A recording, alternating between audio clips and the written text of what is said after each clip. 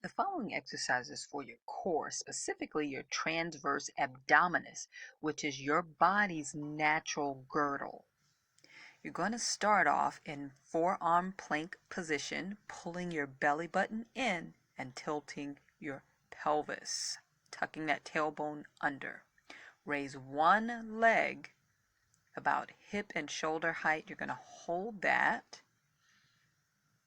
You can also do the same exercise by pulsing up and down, like I do here. Remember to squeeze your butt cheek really tightly as you do this. Or you could also alternate legs with the same exercise, raising one leg and then the other. Again, this is a fantastic exercise for your natural girdle, transverse abdominis. Thanks y'all so much for watching. Please like, share, and subscribe for more exercises.